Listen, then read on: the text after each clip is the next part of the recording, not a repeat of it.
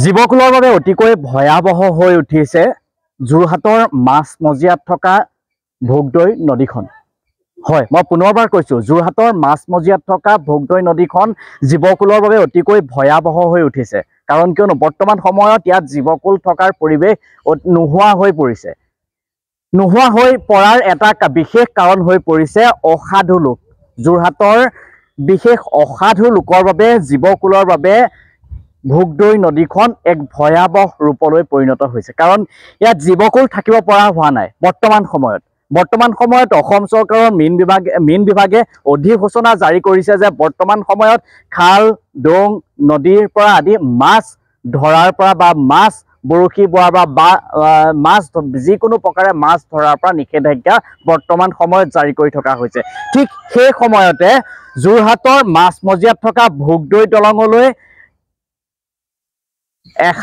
অসাধু লোকে ইয়াত বিষ দিয়াৰ ফলত এনেদৰে জীৱকুললৈ এক ভয়াৱহ ৰূপ হৈ পৰিছে। মোৰ সহযোগীৰ জৰিয়তে মই আপোনালোকক দেখুৱাবলৈ বিচাৰিছোঁ এনেদৰে ভোগদৈ নদীখন মই আপোনালোকক দেখুৱাবলৈ চেষ্টা কৰিছোঁ। প্ৰথমে এইখন মন কৰক, যোৰহাটৰ মাছমজিয়াত থকা ভোগদৈ নদীখন।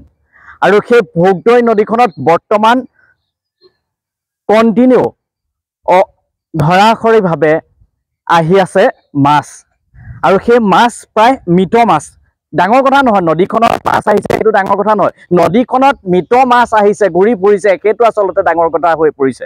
কাৰণ আপুনি মই এতিয়া নদীখনত নামিবৰ বাবে ভয় হৈ পৰিছে। কাৰণ ৰাসায়নিক দ্ৰব্য দিয়াৰ ফলত নদীখন প্ৰদূষিত হৈ পৰিছে। আৰু সেই প্ৰদূষিত হৈ থকাৰ ফলত এনেদৰে কণী থকা মাছ এনেদৰে উটি ভাহি অহা দেখা পোৱা গৈছে। আজিৰ পৰা দুদিনৰ আগলৈকে এনেদৰে মাছ আহিয়ে থকাৰ অতি বেছি সৰহ সংখ্যক মাছ এনেদৰে আহি আছে বুলি ইয়াৰ স্থানীয় নাগৰিকসকলে বা ইয়াৰ স্থানীয় ব্যক্তিসকলে আমাক জানিবলৈ দিছে। মোৰ সহযোগীৰ জৰিয়তে মই দেখুৱাবলৈ আপোনাক বিচাৰিছোঁ এনেদৰে মাছ থকা এই কণী থকা মাছ এনেদৰে এই নদীখনত আহি মোৰ সহযোগীৰ জৰিয়তে মই দেখুৱাবলৈ চেষ্টা কৰিছোঁ। এক সুন্দৰ এক পুঠি মাছ আছিল চক, সেই পুঠি মাছৰ পেটত কণী আছিল। কিন্তু বৰ্তমান সময়ত সেই নদীখনৰ যোৰহাটৰ মাছমজিয়াত থকা ভোগদৈ নদীখনৰ বিষ ঢালি দিয়াৰ ফলত এনেদৰে মাছসমূহ মৃত্যুবৰণ কৰিবলগীয়া হৈছে। অতিকৈ গুৰুত্বপূৰ্ণ কথা যে ইয়াত জীৱকুল বৰ্তমান সময়ত থকাৰ কোনো পৰিৱেশ নাই। আৰু নদীখনৰ যি পৰিৱেশ সেই পৰিৱেশ মই আপোনালোকক দেখুৱাবলৈ চেষ্টা কৰিছোঁ। ইয়াৰ স্থানীয় ব্যক্তিসকলে তেখেতলোকে জনোৱাৰ মতে আজিৰ পৰা 3 দিন ধৰি এনেদৰে মাছ অহৰহভাৱে আহি থকা দেখা পোৱা গৈছে। প্ৰকৃতিৰ কুলৰ বাবেও এনেদৰে সেই নদীখনৰ বৰ্তমান এচাম অসাধু লোকৰ বাবে ভয়াৱহ হৈ পৰিছে যোৰহাটৰ মাছমজিয়াত থকা যোৰহাটৰ ভোগদৈ নদীখন। কাৰণ বিষ ইয়াত ঢালি দিয়াৰ ফলত এনেদৰে জীৱকুলৰ মৃত্যু হোৱা দেখা পোৱা গৈছে। আৰু পেটত কণী থকা মাছসমূহ এনেদৰে মৃত্যুবৰণ কৰিবলগীয়া হৈছে। মই ইয়াৰ স্থানীয় সচেতন ব্যক্তি আছে, মই তেখেতৰ ওচৰলৈ যাবলৈ চেষ্টা কৰিছোঁ। যিহেতু আপোনালোকে মোক জনাইছিলে এই 2-3 দিন ধৰি এনেদৰে মাছ আহি আছে, মৃত মাছখিনি আহি আছে, পেটত কণী থকা মাছ আহি আছে, কি ক'ব? মই আপোনালোকৰ চেনেলৰ যোগেদি কৰ্তৃপক্ষ দায়িত্বত থকা মীন বিভাগৰ কৰ্তৃপক্ষক মই দৃষ্টিগোচৰ কৰিব বিচাৰোঁ যে আজি 3 দিন ধৰি প্ৰায় প্ৰত্যেক মাছতে কণী আছে। আৰু প্ৰত্যেক মাছ আপোনাৰ বটিয়া, শিঙৰা, পুঠি এনেধৰণে এই ভোগদৈ নৈত উপঙি মৰি গেলি কণ্টিনিউ গৈ আছে আজি 3 দিনৰ পৰা। আৰু লগতে আজিৰ পৰা 2 দিনৰ আগত আৰু বেছি আছিলে। আৰু এই পৰ্যন্ত গৰুৱা মাছ পৰ্যন্ত মৰি গৈছে। গৰুৱা মাছ আমি ইয়াত মৰি থকা আমি পাইছোঁ গৰুৱা মাছ। গতিকে আৰু আপোনাৰ এই ভোগদৈ নদীখন এতিয়া নৈ হৈ থকা নাই, খালত পৰিণত হৈছে। আপোনালোকে দেখিব পাৰে কেমেৰাত যে গোটেই জাবৰ জোঁথৰ দি গোটেই মানে যিটো পৰিস্থিতি, এই নৈখন এতিয়া একমাত্ৰ নৈ যোৰহাট মাছমজিয়াৰ যিখন এক সুন্দৰ পৰিৱেশ, এই পৰিৱেশ এক মানে প্ৰদূষিত হৈ খাললৈ পৰিণত হৈছে। গতিকে কৰ্তৃপক্ষক মই অৱগত কৰোঁ, দৃষ্টিগোচৰ কৰোঁ যে এনেধৰণে যদি আমি গম পাওঁ, দায়িত্বত থকা কৰ্তৃপক্ষই কিয় এই কথাষাৰ গম পোৱা নাই। গতিকে আহক আপোনালোকে ক'ব যেনেকৈ জানে।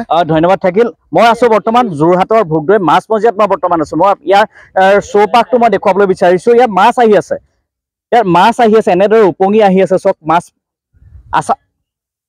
অসমৰ এখন ঐতিহ্যবাহী নদী, যোৰহাটৰ মাছমজিয়াত থকা এখন নদী ভোগদৈ নৈ। সেই ভোগদৈ নৈ এনেদৰে মৃত মাছখিনি এনেদৰে উটি অহা দেখিবলৈ পোৱা গৈছে।